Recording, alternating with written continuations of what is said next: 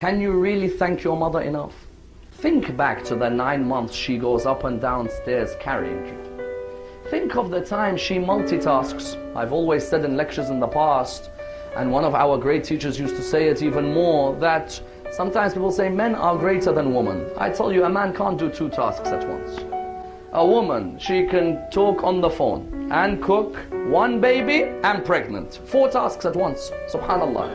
The man, if he's talking on the phone and you tell him to do a second thing, wallah, he'll go crazy. He'll say to you, there is no way I could do both things at once. Wait, let me finish this and I'll do this. Your mother, when you ask her, you could see she has your younger sister in her hand. You could see that she's preparing a meal. You could see she's talking, but she'll still give you a hug to come and say, here, come next to me. Isn't that true? And yet the human being can be arrogant enough that sometimes when his mother tells him something, he says, who are you to tell me what to do?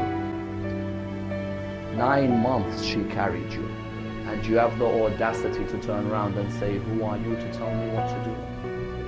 When the mother comes and she says, I've got a piece of advice to give you about something in your life, you say, don't give me any advice. I can build my own life without you interfering. You see how the human can go to that low level? You find some are even willing to take their mother and say to her, I'll take you to a courtroom and finish you in court. There are cases which have happened in certain Islamic countries which we don't need to mention, where sons or daughters have taken mothers to court. That mother, 9 months, our Imam, you know our Imam, our 4th Imam, he used to have such a love for the mother. Why? Because of the fact that his mother died a few days after she gave birth to him. So Imam Zayn al-Abidin, because his mother gave birth to him and she died, he would always remember with fondness. And he'd say, Ya Allah, make my obedience to my mother sweeter than water for the thirsty, and greater than sleep for the drowsy. See those lines? That mother in your life is a cradle of mercy, and you have the audacity to shout back at her? You have the audacity to raise your voice against her? You have the audacity to smash her door hard because you're angered by her comment?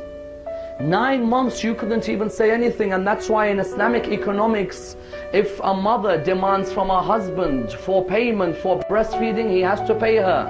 Why? Because those 9 months she doesn't have to carry that child. Allah subhanahu wa ta'ala favors her and blesses her in carrying the child, and without a shadow of doubt, if she does it, Allah is pleased, but she has a right to demand payment. Because that carrying isn't easy. The number of chores she performs while carrying you, and then later on when you want to make decisions and your mother disagrees, you leave the house and say, I'm not coming back. And I tell you, make use of your hours with your mother, because the day she leaves, you think back.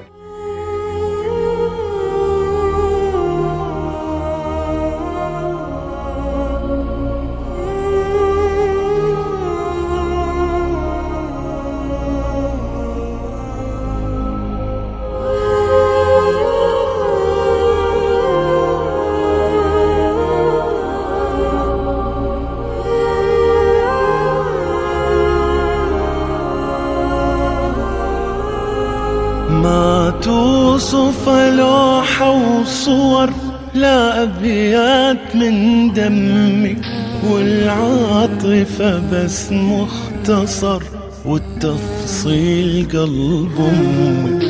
ما توصف لوحة وصور، ولا أبيات من دمك، والعاطفة بس مختصر، والتفصيل قلب أمي. إذا عنها ابتعد وإذا عليها ما أرد، إذا عنها ابتعد وإذا عليها ما أرد، أحس روحي تنفقد وابقى أناجي همي.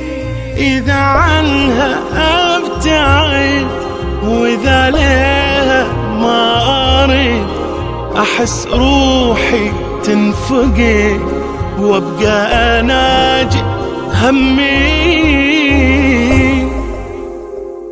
حجر الأمان، كف الحنان،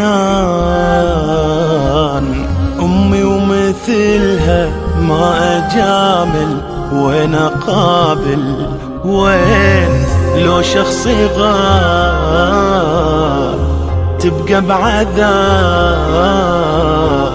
غفوة حلمها عنها تعرض ما تغمض عين. لو جف النبع ترويني الدمع وانهل من معينه. من ذاك التعب كل عمر انكتب بفصوله وسنينه. لو طال الجفا ياخذها الوفا لاشواقه وحنينه. وبطول العمر تضحك للصبر بسمتها الحزينه. لو طال الجفا ياخذها الوفا لاشواقه وحنينه. وبطول العمر تضحك للصبر بسمتها الحزينه.